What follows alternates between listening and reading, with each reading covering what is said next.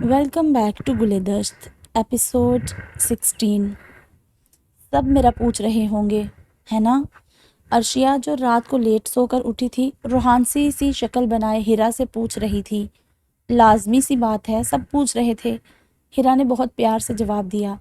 غصہ کر رہے ہوں گے سب۔ عرشیا کی آواز بھرائی ہوئی نکل رہی تھی۔ نہیں گڑیا، ایسی کوئی بات نہیں، وہ لوگ 1 گھنٹہ بھی مشکل سے بیٹھے تھے۔ حریم اور آنیہ تو یہی تمہارے پاس بیٹھی رہی تھی۔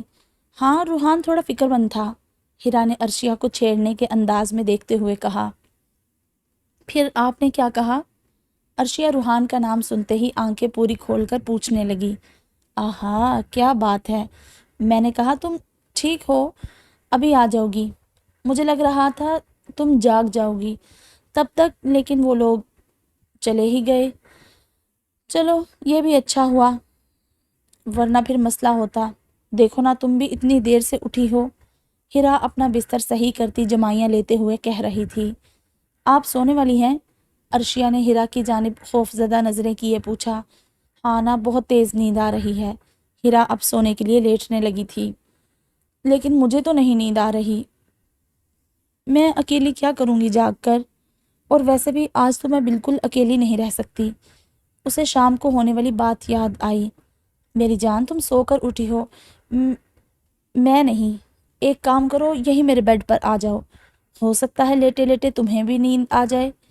ہیرا ذرا سا سکڑ کر سائڈ میں ہو کر بیڈ پر جگہ بناتے ہوئے بول کر آنکھیں بند کیے لیٹ گئی۔ عرشیا ایک دم تیزی سے ہیرا کے پاس آ کر لیٹ گئی۔ نیند تو اس کی آنکھوں میں تھی نہیں، تو بس یوں ہی چھت کو تکتی رہی۔ کچھ ہی دیر میں ہیرا بے خبر سو گئی تھی۔ ہیرا کے سوتے ہی عرشیا پھر سے خوفزدہ ہونے لگی تھی، لیکن اس کے باوجود وہ اپنا دھیان ہر خوفزدہ سوچ سے بار بار ہٹا رہی تھی۔ تبھی اسے اپنے بیڈ کے نیچے کسی کی نوک محسوس ہوئی۔ عرشیا نے ڈر کر اپنی آنکھیں ایک دم کس کر میچ لی۔ تھوڑا وقت گزرا اور پھر دوبارہ سے بیڈ نیچے سے بجنے لگا۔ اس نے ہیرا کی جانب منہ کیا اور آنکھیں بند کر کے سونے کی کوشش کرنے لگی۔ تبھی اسے لگا جیسے کوئی اس کے بالکل کان کے پاس اوپر سونگ گا رہا ہے، پرانے دور میں پسند کی جانے والی میوزک کی اقسام۔ اپنے کان پر ہاتھ رکھتی اب وہ بہت زیادہ خوف زدہ ہو رہی تھی۔ بیڈ کے نیچے سے کی جانے والی کھٹ کھٹ میں اب مزید اضافہ ہونے لگا۔ جب اس سے یہ سب برداشت نہیں ہوا تو اس نے ڈرتے ڈرتے ہیرا کو جگایا۔ کیا ہوا عرشیا؟ ہیرا نے نیند سے بھری آواز میں کہا۔ آپی، کوئی بیڈ کے نیچے سے بجا رہا ہے، مجھے بہت ڈر لگ رہا ہے۔ عرشیا ڈرتے ڈرتے روحان سی ہوتی بولی۔ اچھا، آؤ ادھر۔ ہیرا نے عرشیا کو اپنے اور پاس کیا اور اس پر اپنا ایک ہاتھ رکھتے آیت الکرسی پڑھ کر پھونکنے لگی۔ اس کے بعد ہیرا نے سورۃ فلق اور سورۃ ناس کا حصار کیا اور پھر دوبارہ آنکھیں بند کر کے لیٹ گئی۔ اس کے بعد عرشیا کو کوئی آواز نہ آئی۔ تھوڑی دیر تو وہ جاگتی رہی، پھر وہ بھی اپنی بہن کے ساتھ پرسکون ہو کر سو گئی۔ صبح ہی صبح ہلکی ہلکی بارش نے پورے ماحول کو خوشنما بنایا ہوا تھا۔ باریک باریک بوندیں زمین پر گرتے ہی جذب ہوئے جا رہی تھی۔ مٹی کی سوندھی سوندھی خوشبو ہر آنکھ کھولنے والے کے چہرے پر مسکراہٹ بکھیر رہی تھی۔ زاویار نے اٹھتے کے ساتھ ہی موبائل اٹھایا تو وہاں پریشے کا میسج دیکھ کر وہ کچھ پل سوچتا رہا کہ کیا جواب دوں۔ کسی خیال کے آتے ہی اس نے موبائل بنا میسج کا جواب دیے سائڈ پر رکھا اور فریش ہونے چلا گیا۔ تھوڑی دیر میں نہا کر اپنے گیلے بالوں کو تولیے سے صاف کرتا وہ واپس اپنی جگہ پر آ کر بیٹھ گیا۔ اس کا چشمہ ابھی ٹیبل پر رکھا ہوا تھا۔ وقت کی جانب سے اتنی مشکلوں کا سامنا اس نے بچپن سے کیا تھا کہ وہ کب بچے سے ایک دم ذمہ دار مرد بن گیا، اسے پتہ ہی نہیں چلا۔ لڑکوں کی طرح زندگی تو اس نے کبھی جی ہی نہیں تھی، اور نہ ہی اب وہ سب بچپنا، وہ شرارتیں اس میں کہیں باقی بچی تھی۔ ابھی بھی وہ جو میسج یا بات پریشے سے کر لیتا تھا وہ صرف اس لیے کہ اسے پریشے کا خیال تھا۔ خود کے لیے یا خود کو خوش کرنے کے لیے تو اسے کچھ آتا ہی نہیں تھا۔ میں بھی ٹھیک ہوں الحمدللہ، یہ لکھ کر زاویار نے جواب بھیج دیا۔ اس کے علاوہ کیا لکھنا ہے، یہ کیا بات کرنی ہے، اس دو ٹوک بات کرنے والے انسان کو سمجھ ہی نہیں آیا تھا۔ پریشے کے ہاتھ میں جیسے ہی موبائل بجا اس کی کھٹ سے آنکھ کھل گئی۔ ہیں، اب اس بات کا میں کیا جواب دوں؟ خود سے بات کروں گی تو سوچیں گے کہ چپک گئی۔ چھوڑو، کوئی جواب ہی نہیں دیتی۔ اور لیکن پھر بات کیسے ہوگی؟ اپنے بالوں کو دونوں ہاتھوں میں مٹھی میں جکڑے وہ سوچ میں ڈوبی تھی کہ پھر سے اس کا موبائل بجنے لگا۔ ایک بات پوچھوں؟ زاویار کا میسج آیا۔ جی، پریشا نے جھٹ سے جواب دیا۔ کیا تم خوش ہو اس نئے جڑنے والے رشتے سے؟ زاویار پرسکون انداز میں اپنی کرسی سے ٹیک لگائے بیٹھا لکھ رہا تھا۔ لو، یہ سوال تو پہلے بھی پوچھا تھا، اور کوئی بات نہیں آتی کیا؟ اگر میں کہہ دوں نہیں تو کیا شادی ایک ہفتے پہلے روکیں گے؟ حد ہے، اس سوال کا کیا مطلب؟ پریشا منہ بنا کر بڑبڑائی۔ جی الحمدللہ، پریشا نے جواب دیا۔ گڈ، ملاقات ہوتی ہے پھر ایک ہفتے بعد۔ اللہ حافظ۔ زاویہ نے میسج ٹائپ کیا اور تیار ہونے چلا گیا۔ اسے آج بہت سے کام نمٹانے تھے، آج ہی کا دن تھا اس کے پاس۔ یا اللہ، ایسے بھی کوئی کہتا ہے کیا؟ ویسے سچ ہی تو کہا ہے۔ اللہ، ان کا سامنا کیسے کروں گی؟ شادی میں یہ تو بھول ہی گئی کہ شادی کے بعد ساری زندگی ان کے ساتھ ہی رہنا ہے۔ کیا ہوگا میرا؟ پریشا پھر سے اپنے بچپنے پر اتر آئی تھی اور بیٹھی بے مقصد بات پر خود کو ہلکان کرنے لگی ہوئی تھی۔ ہاں، پتہ چلا، زاویہ نے کسی کو فون ملا کر کہا۔ جی سر، ابھی تک تو کوئی حرکت نہیں ہوئی، ابھی صبح کا وقت ہے نا، ہو سکتا ہے سب سو رہے ہوں، تھوڑی دیر دے مجھے، پھر میں بتاتا ہوں۔ یہ کہہ کر اس بندے نے فون بند کر دیا۔ اللہ کرے وہ بٹ وہیں سے مل جائے۔ زاویار دل ہی دل میں دعا کرتا اپنا بریف کیس لے کر ناشتہ کرنے نیچے اتر گیا۔ آج چاہے کچھ بھی ہو جائے، میں ان کے ساتھ یونیورسٹی نہیں جاؤں گی۔ حریم کی آنکھ کھلتے ہی اسے اورحان کا کمرہ پھر سے یاد آ گیا۔ گیلی مٹی کی خوشبو جیسے ہی اس کی ناک سے ٹکرائی، وہ ایک دم کھڑکی کی جانب بڑھ گئی اور آنکھیں بند کر کے کھینچ کر سانس لیا اور کچھ پل کے لیے یوں ہی آنکھیں بند کیے کھڑی رہی۔ آسمان سے ننھی بوندیں تواتر سے گر رہی تھی۔ اب وہ آنکھیں کھولے اس حسین منظر کو اپنے دماغ میں قید کر رہی تھی۔ اورحان کا کمرہ اور اورحان خود اس کے دماغ سے بالکل اوجھل ہو گئے تھے۔ تبھی اس کی نظر دور سے دوڑ کر آتے ہوئے ایک شخص پر پڑی۔ وہ لڑکا کوئی اور نہیں اورحان تھا، جو کہ کانوں میں ایئر بڈ لگائے بھاگتا ہوا آ رہا تھا۔ اس کے کپڑے بھیگے ہوئے نہیں تھے، لیکن پوری طرح سے نم تھے۔ جیسے جیسے وہ قریب آتا گیا، اس کا چہرہ اور وہ خود صاف صاف نظر آنے لگا۔ یا اللہ، کل سے کچھ زیادہ ہی نہیں نظر آ رہے یہ مجھے۔ توبہ! اس سے پہلے کہ اورحان اسے دیکھتا، وہ ایک دم کھڑکی بند کر کے پیچھے ہٹ گئی۔ اس بات سے انجان کہ اورحان اسے بہت پہلے ہی کھڑکی پر کھڑا دیکھ چکا تھا۔ ایک نظر اورحان نے حریم کے کمرے کی بند کھڑکی پر ڈالی اور پھر اپنی حویلی کی جانب بڑھ گیا۔ سکون سے اپنی باڈی پر دھیان دیتے رہتے، پتہ نہیں میرے پیچھے کیوں پڑ گئے ہیں یہ، حریم منہ بناتے بناتے کہتی اپنی ٹاول اٹھا کر فریش ہونے چلی گئی۔ اس کے چہرے پر بیزاری صاف ظاہر ہو رہی تھی۔ آنیہ کی جب آنکھ کھلی تو وہ زمین پر لیٹی ہوئی تھی۔ اس کا سر بالکل بھاری ہو رہا تھا، آنکھوں میں شدید جلن تھی، اس کا پورا جسم بری طرح سے درد کر رہا تھا۔ اٹھ کر بیٹھتے ہی وہ یاد کرنے لگی کہ وہ یہاں زمین پر کیا کر رہی ہے۔ تبھی اسے سکندر کا فون یاد آیا۔ اپنے دکھوں کو پسے پشت ڈالتی وہ اٹھ کھڑی ہوئی، لیکن ایک دم چکر آنے پر وہ لڑکھڑا گئی۔ آنیہ! کمرے کا دروازہ کھلا تو سامنے سے کوثر شاہ، جو آنیہ کو جگانے آئی تھی، اس طرح آنیہ کو لڑکھڑاتا ہوا دیکھ کر اس کی جانب زور سے کہتی ہوئی بھاگی۔ میں ٹھیک ہوں امی، آنیہ نے انہیں خود کو سہارا دینے سے روکتے ہوئے کہا۔ کہاں ٹھیک ہو؟ ابھی اگر میں نہ سنبھالتی تو گر جاتی۔ یہ کیا، تمہیں تو تیز بخار ہے؟ کوثر شاہ آنیہ کا ہاتھ پکڑتے ہی ایک دم پریشان ہوتے ہوئے بولی۔ نہیں امی، میں ٹھیک ہوں۔ آنیہ ان سے اپنا ہاتھ چھڑاتی لڑکھڑاتے ہوئے واش روم کی جانب بڑھی، لیکن تبھی اس کی آنکھوں کے سامنے اندھیرا آنے لگا اور وہ اپنی آنکھوں کو کھول بند کرتے دیکھنے کی کوشش کرنے لگی، لیکن اس کی آنکھوں کے سامنے آیا اندھیرا چھٹ ہی نہیں رہا تھا۔ تو وہ کرسی پر جا کر بیٹھ گئی۔ اس کی حالت واقعی خراب تھی۔ کوثر شاہ نے اسے پکڑ کر سہارے سے بیڈ پر لٹایا اور ناشتہ لینے چلی گئی۔ تھوڑی ہی دیر میں وہ اس کا ناشتہ لے کر آئی اور زبردستی تھوڑا بہت کھلا کر اسے دوا دے کر سلایا۔ آنیہ نہیں آئی آج ناشتہ کرنے؟ حریم نے ناشتہ کرتے کرتے سوال کیا۔ اس کی طبیعت ٹھیک نہیں ہے، بخار ہے اسے، ظفر شاہ نے ناشتہ کرتے کرتے جواب دیا۔ باقی سب ناشتہ کرنے میں مصروف رہے، جبکہ زنین کے ہاتھ وہیں رک گئے تھے۔ زنین کی اس حرکت کو کسی نے نوٹ نہیں کیا سوائے کوثر شاہ کے۔ وہ ناشتہ کرتے کرتے اسے ہی دیکھ رہی تھی۔ زنین نے وہیں اپنا ناشتہ چھوڑا اور چائے کا کپ لے کر اٹھ کر چلا گیا۔ ناشتہ تو پورا کرو۔ زاویار نے اسے جاتا ہوا دیکھ کر کہا، بھائی پیٹ بھر گیا، اب دل نہیں چاہ رہا، بس چائے پیوں گا۔ زنین یہ کہہ کر سیدھا اپنے کمرے میں چلا گیا۔ کوثر شاہ زنین کو ہی جاتا ہوا دیکھ رہی تھی، کیونکہ وہ اس کے یوں چلے جانے کی وجہ بہت اچھے سے جانتی تھی۔ کہیں مجھ سے کچھ غلطی تو نہیں ہو گئی؟ نہیں، میں نے جو کیا ہے وہ سب سے بہتر تھا آنیہ کے لیے۔ کوثر شاہ دل ہی دل میں خود کو دلاسا دینے لگی۔ آج آپ ناپ وغیرہ لے کر نکاح کا جوڑا لے آئیے گا، اور ہاں جیولرز کے پاس آپ خود چلی جائیں گی یا میں چلوں؟ ظفر شاہ ناشتے میں مصروف کوثر شاہ سے مخاطب تھے۔ پہلے تو میں نے سوچا تھا آنیہ کے ساتھ چلی جاؤں گی، لیکن اب تو مشکل ہے، اسے بخار ہے۔ حریم بیٹا آپ کب تک آ جاؤ گے یونیورسٹی سے؟ کوثر شاہ نے پریشان ہوتے ہوئے کہا، چاچی میں آج لیو کی اپلیکیشن دے کر آ جاؤں گی، بس آج کا دن دے دیں آپ مجھے، یا پھر ایسا کریں آپ ابھی جا کر جیولری دیکھ آئیں، دوپہر تک میں آ جاؤں گی، پھر شاپنگ پر چلیں گے۔ آنیہ کو آرام کرنے دیں۔ حریم اپنا ناشتہ ختم کرتے سمجھداری سے سارے مسئلے کا حل نکال رہی تھی۔ چلو یہ صحیح ہے، تو پھر آپ میرے ساتھ چلیں جیولرز کے پاس۔ کوثر شاہ نے ظفر شاہ کی جانب دیکھتے ہوئے کہا، بھائی آج میں آپ کے ساتھ یونیورسٹی جاؤں گی۔ زاویار کا ناشتہ ختم ہو گیا تھا، وہ اپنا بیگ اٹھائے آفس کے لیے نکلنے لگا، تبھی حریم ایک دم سے بولی، کیوں اورحان نہیں جا رہا کیا؟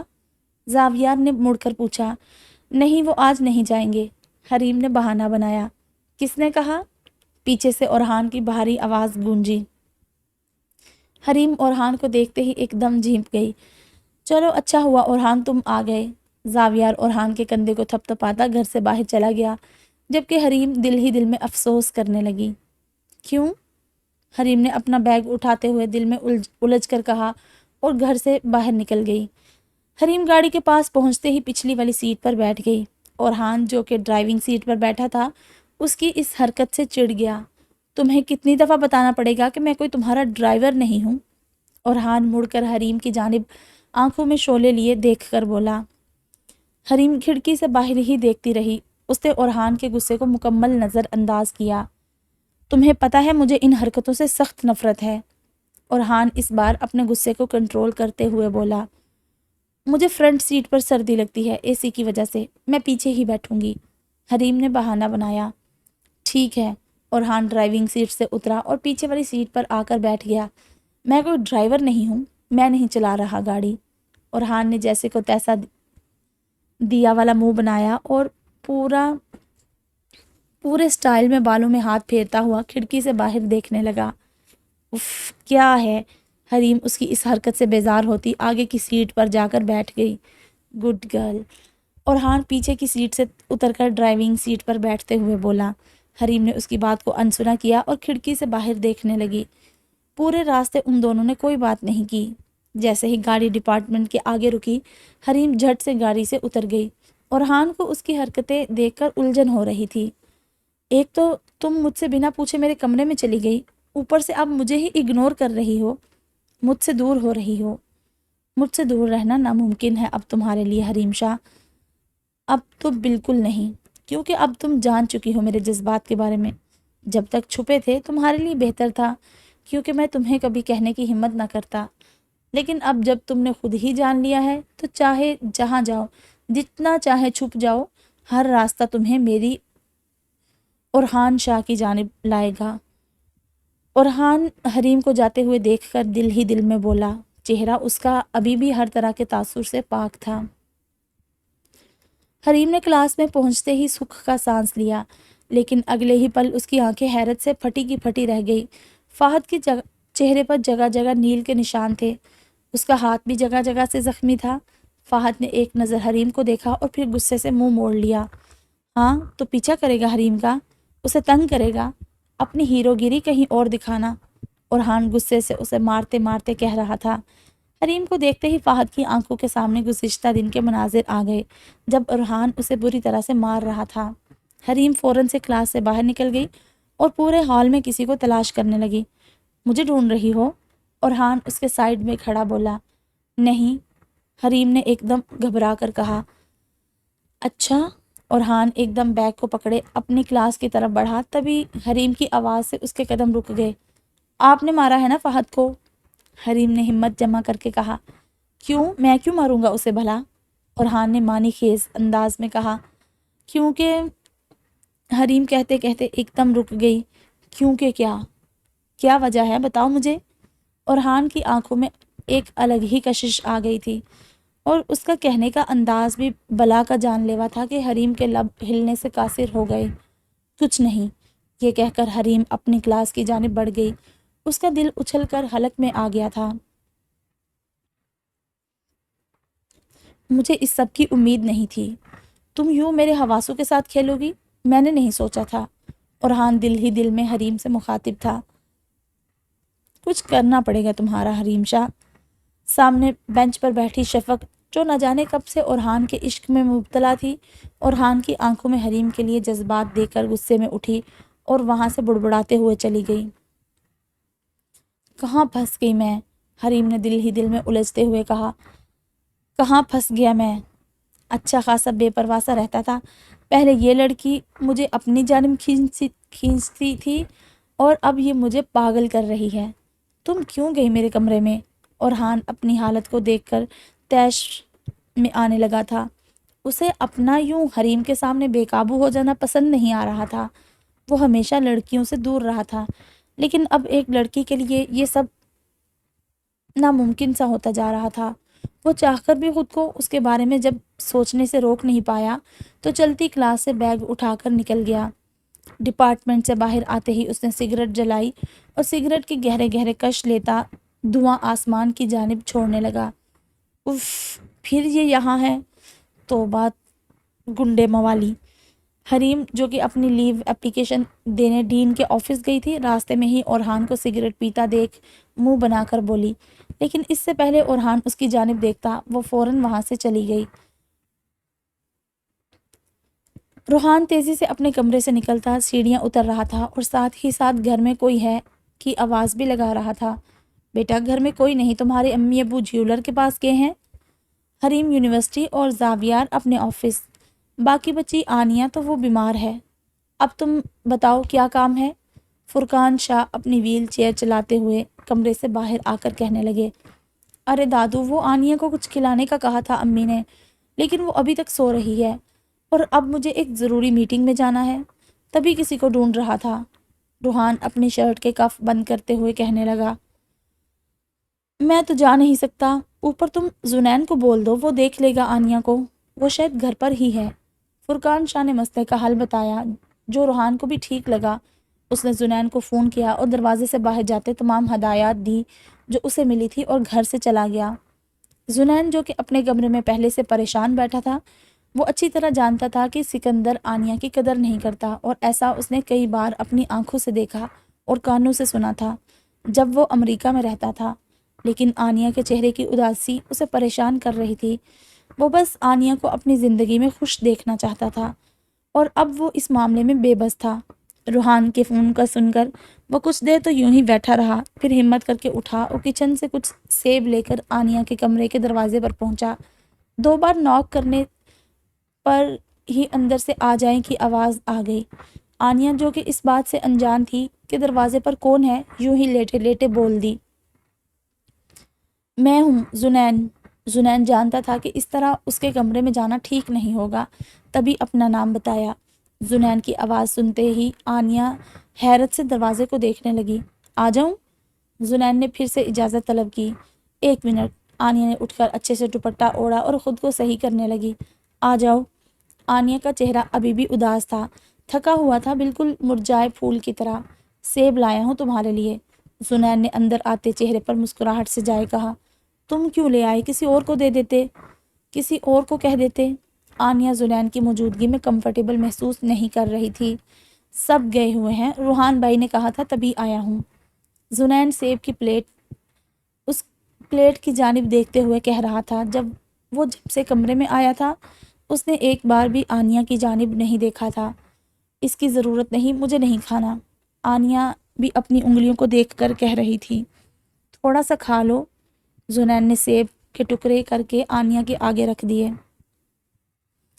تم مت کرو یہ سب پلیز، یہ کہتے آنیا کی آنکھ سے ایک آنسو بہہ گیا۔ کیوں نہ کروں؟ کیا میں تمہارا دوست بھی نہیں رہا اب؟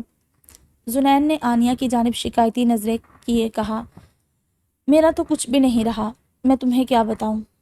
آنیہ نے دل ہی دل میں کہا، بچپن سے تم میری بہت اچھی دوست رہی ہو، جذبات کا کیا ہے، کوئی بات نہیں، لیکن میں اپنے دوست کو یوں نہیں دیکھ سکتا۔ چلو چپ چاپ سب ختم کرو اور اب مجھے یہ اداس چہرہ نہ دکھے۔ یہ کہہ کر چہرے پر مسکراہٹ سجائے وہ باہر چلا گیا۔ کیسے کر لیتے ہو یہ سب تم؟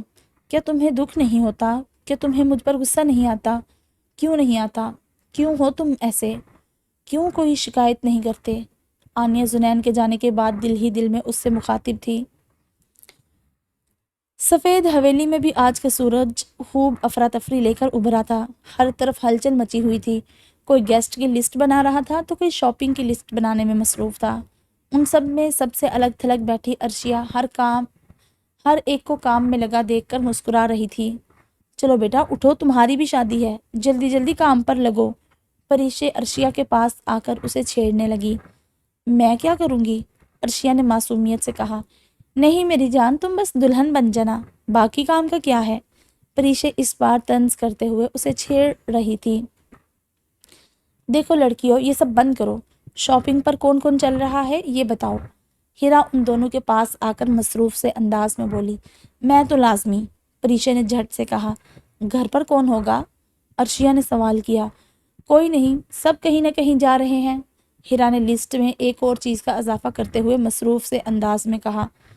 مجھے کہیں نہیں جانا اور آپ میں سے کوئی میرے پاس رکے گا بھی، عرشیہ نے بچوں کی طرح منہ بنا کر کہا۔ یہ کیا بات ہوئی؟ اتنے سارے کام پھر وقت پر پورے کیسے ہوں گے؟ اس بار ثنا شاہ بولی۔ لیکن چاچی میں کیا کروں گی جا کر، اور گھر پر مجھے ڈر لگتا ہے، عرشیہ معصومیت سے بولی۔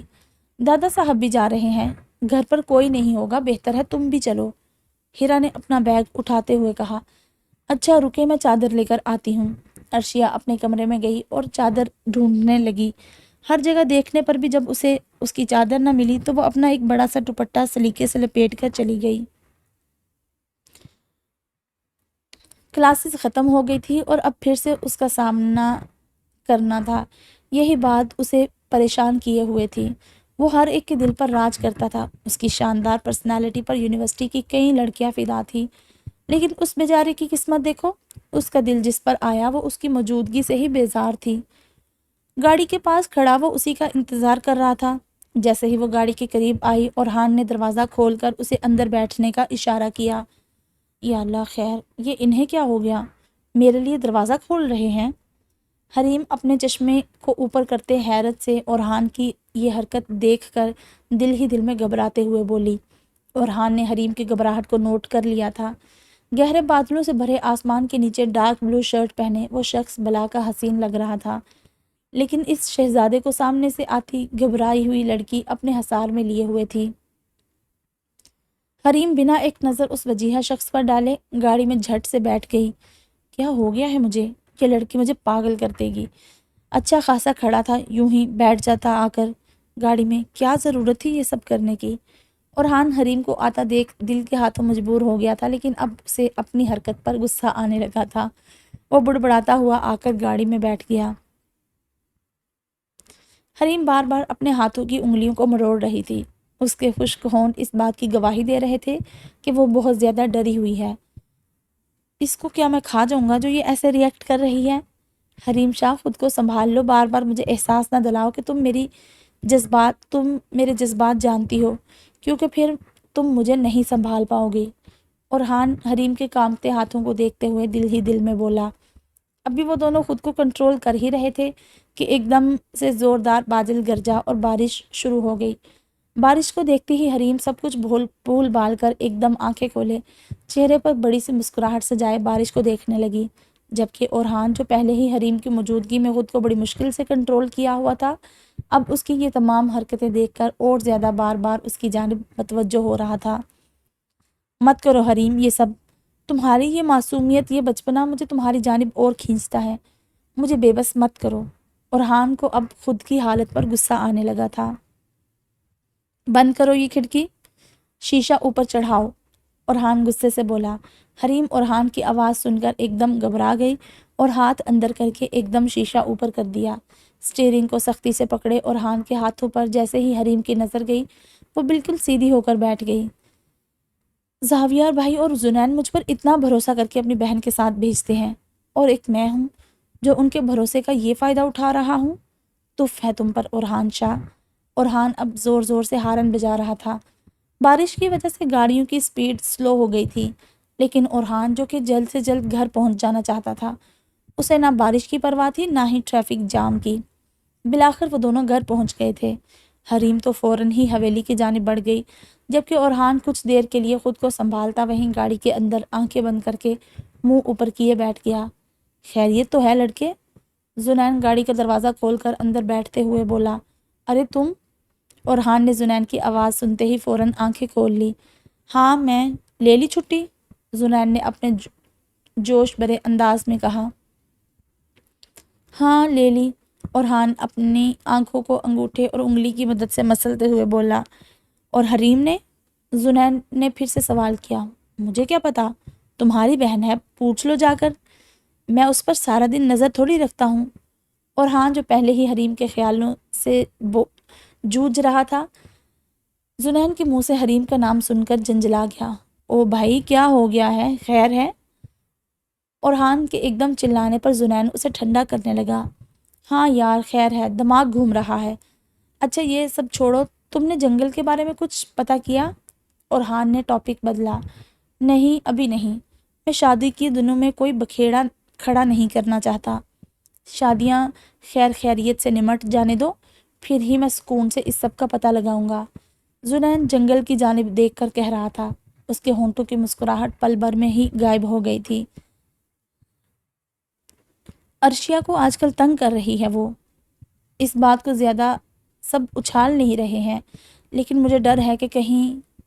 اورحان کہتے کہتے رک گیا۔ انشاءاللہ کچھ نہیں ہوگا اس بار، کچھ ترکیب لگاتے ہیں، میں نے کچھ سوچا ہے، اب یہ سب بڑے مان لیں تو بات ہے۔ زنین نے کچھ سوچتے ہوئے کہا۔ کیا؟ مجھے بتاؤ۔ اورحان متجسس ہوا۔ سب کے سامنے بات کرنے کی ہے، اس طرح نہیں۔ تو پھر؟ اورحان کا تجسس ابھی بھی برقرار تھا۔ مائیوں والے دن کروں گا یہ بات میں سب کے سامنے، بس دعا کرو تب تک کوئی مسئلہ نہ ہو۔ زنین پر امید لہجے میں کہتا گاڑی سے اتر گیا۔ زنین؟ اورحان نے پیچھے سے آواز لگائی۔ ہاں؟ زنین نے واپس مڑ کر کہا۔ یار سوری۔ اورحان دل ہی دل میں شرمندہ تھا۔ کیوں، کیا ہوا؟ زنین نے ناسمجھی سے کہا۔ کچھ نہیں۔ اورحان کو جب اپنی بیوقوفی کا احساس ہوا تو بات کو چھپانے لگا۔ سو جاؤ تم جا کر تھوڑی دیر، آج عجیب سا برتاؤ کر رہے ہو، دل تو نہیں دے بیٹھے کسی کو جو ہوش اڑ گئے ہیں؟ زنین یہ کہہ کر اورحان کو چھیڑتا ہوا مسکراتا ہوا گھر کی جانب بڑھ گیا۔ دل دیا ہے کہ نہیں یہ تو نہیں پتا، لیکن اس دل نے میرا سانس لینا بھی محال کیا ہوا ہے۔ اورحان یہ کہہ کر گاڑی کو ڈرائیو کرتے ہوئے پارکنگ میں لے گیا۔ سر آپ کا شک صحیح تھا، وہ بٹ یہیں پر ہے۔ مقابل کی جانب سے زاویار کو خوشی کی خبر موصول ہوئی تھی۔ تم وہیں رکو، میں نفری بھیجتا ہوں، دیکھتے ہیں اس بار اسے کون بچاتا ہے۔ زاویار کو بٹ کا پتہ تو چل گیا تھا، لیکن وہ ابھی پرسکون نہیں ہوا تھا۔ لیکن اس کا پتہ چلنا ابھی کافی نہیں تھا، اس کا ہاتھ آ جانا اصل کامیابی تھی، اور اس کامیابی کو حاصل کرنے کے لیے اسے اگلے قدم بہت سوچ سمجھ کر اٹھانے تھے۔ وہ فوراً ہی اپنی سیٹ سے اٹھا اور اپنے سینئر کے کمرے میں گیا۔ جی زاویار صاحب، پتہ چلا آپ کو، یا آپ ایک اور دن کی مہلت مانگنے آئے ہیں؟ زاویار کے سینئر نے خشک لہجے میں کہا۔ سر ایک جگہ پر مجھے شک ہے، میں چاہتا ہوں وہاں پولیس فورس کے ساتھ چھاپا ماروں۔ زاویار نے بھی سرد لہجے میں جواب دیا۔ کہاں؟ یہ کہتے اس سینئر کے چہرے کے رنگ اڑ گئے۔ سر ایک پرانی بلڈنگ ہے ہائی وے کے قریب، وہاں سے اس بٹ کی موجودگی کے کچھ ٹریسز ملے ہیں۔ زاویار نے بٹ کے فارم ہاؤس سے تھوڑی دور کی جگہ بتائی تاکہ وہ مخبر کو چکمہ دے سکے۔ اور وہ وہاں نہ ملا تو؟ اس کی سینئر نے آگے کی چال چلی، کیونکہ وہ اچھی طرح جانتا تھا کہ بٹ وہاں موجود نہیں ہے۔ تو سر پھر میں اس کیس سے پیچھے ہٹ جاؤں گا، لیکن آپ مجھے ایک موقع تو دیں، یقین کریں آج وہ گرفتار ہو کر رہے گا۔ زاویار پر امید تھا۔ ٹھیک ہے پھر جاؤ، اس کے سینئر نے اسے اجازت دی۔ وہ جانتا تھا بٹ وہاں نہیں ہے، اور اس طرح زاویار کو اس کیس سے ہٹا کر وہ اپنی اور بٹ کی دونوں کی جان بچانے کی پلاننگ کر رہا تھا۔ تھینک یو سر، یہ کہہ کر زاویار کمرے سے باہر نکلا اور سیدھا لمبے لمبے ڈگ برتا اپنی گاڑی میں جا کر بیٹھ گیا۔ تھوڑی ہی دیر میں پولیس کی نفری پہنچ گئی تھی۔ میری بات سنو، اپنے دوستوں کو اکٹھا کرو اور ان سب سے کہنا اپنے اپنے موبائل ضرور لائیں۔ زاویار نے اپنے خاص بندے کو فون کر کے ہدایت دی۔ جو حکم سر، مقابل نے بنا کوئی سوال کیے حامی بھری اور کام میں لگ گیا۔ آدھے سے پون گھنٹے میں زاویار اپنی مطلوبہ جگہ پہنچ گیا تھا۔ اس کے ساتھ موجود تمام نفری حیرت میں تھی کہ وہ کہاں آ گئے ہیں، کیونکہ انہیں کسی اور جگہ کا بولا گیا تھا۔ ان کے سینئر کو بھی ابھی زاویار کی چال کا پتہ لگ گیا تھا، لیکن اب تو کچھ بھی کرنا بے سود تھا، کیونکہ اگر وہ کوئی قدم اٹھاتے تو وہ بری طرح پھنس سکتے تھے۔ اپنے دوستوں سے کہو موبائل کیمرہ آن کریں اور اس گرفتاری کی ویڈیو بنائیں۔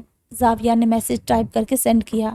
میسج پہنچتے ہی زاویار کے بندے نے سب کے موبائل باہر نکلوا دیے۔ زاویار کے ایک بار کہنے پر ساری پولیس کی نفری بٹ کے فارم ہاؤس پر ٹوٹ پڑی۔ چند ہی منٹوں میں بٹ کے ہاتھوں میں ہتھکڑی تھی۔ زاویار کے کہنے کے مطابق وہاں موجود سب لوگ گرفتاری کی ویڈیو بنانے لگے، اور پھر زاویار کے کہنے پر وہ تمام ویڈیوز آگ کی طرح سوشل میڈیا پر پھیلا دی گئی۔ ہر گروپ میں، ہر وال پر اس وقت بٹ کی گرفتاری کی ویڈیوز موجود تھی۔ زاویار چہرے پر اپنی جیت کی خوشی سجائے بٹ کو لے کر پولیس اسٹیشن پہنچا۔ اسے وہاں سلاخوں کے پیچھے دیکھ کر اس نے سکون کا سانس لیا۔ تبھی اس کا فون رنگ ہونے لگا۔ جی سر، زاویار نے فون اٹھاتے ہی کہا۔ آفس آؤ میرے، جلدی، مقابل سے اس کا وہی سینئر بولا اور فون بند کر دیا۔ تھوڑی ہی دیر میں زاویار اپنے سینئر کے آفس میں موجود تھا۔ تم کم سے کم مجھے تو بتا دیتے، یا تمہیں مجھ پر بھی شک تھا؟ زاویار پرسکون سا کھڑا تھا، جبکہ اس کے سینئر کے چہرے پر پریشانی چھائی ہوئی تھی۔ مجھے خود سر لاسٹ مومنٹ پر پتہ چلا، کسی نے فون کر کے خبر دی کہ وہ وہاں دکھا ہے، تو ہم نے گاڑی گھمائی اور خبر پکی نکلی۔ اس سب میں اتنا ٹائم ہی نہیں ملا کہ میں آپ کو اطلاع دیتا۔ ہمیں تو بٹ سے مطلب تھا اور وہ ہاتھ آ گیا، میں بس موقع ہاتھ سے جانے نہیں دینا چاہتا تھا۔ زاویار پرسکون سا کھڑا کہہ رہا تھا۔ ہاں، ہمیں تو بٹ سے مطلب تھا۔ گڈ ورک، بس اب خود کو بے گناہ ثابت کر دینا۔ تب تک کے لیے تم ایک کام کرو، چھٹی لے لو، ریلیکس کرو۔ سنا ہے اسی ہفتے شادی بھی ہے تمہاری۔ کورٹ کی سنوائی جب تک نہیں ہوتی تم تھوڑا بریک لے لو۔ زاویار کا سینئر اسے اب اس کیس سے دور کر رہا تھا، کیونکہ اگر زاویار مزید چھان بین کرتا تو اس سینئر کا راز کھل جاتا۔ لیکن سر، ابھی تو اس مخبر کا پتہ بھی لگانا ہے۔ زاویار ایک دم حیرت کا مظاہرہ کرتے ہوئے بولا۔ تم فکر مت کرو، یہ سب مجھ پر چھوڑ دو، تم جاؤ۔ یہ کہہ کر وہ سینئر آفس سے باہر چلا گیا۔ زاویار یہ چھٹی نہیں چاہتا تھا، لیکن اپنے سینئر کی بات کا انکار بھی نہیں کر سکتا تھا۔ تبھی خاموشی سے اپنے کمرے کی جانب چلا گیا۔ جی تو یہ تھی ہماری آج کی ایپیسوڈ نمبر 16۔ انشاءاللہ ملتے ہیں جلد ہی ایک نئی ایپیسوڈ کے ساتھ۔ تب تک آپ اپنا بہت سارا خیال رکھیں، ویڈیو کو لائک کریں، چینل کو سبسکرائب کریں اور بیل آئیکن لازمی دبائیں، تاکہ نیکسٹ ایپیسوڈ جب بھی آئے آپ کو اس کا نوٹیفیکیشن مل جائے۔ ٹھیک ہے، تو اپنا بہت سارا خیال رکھیں۔ اللہ حافظ۔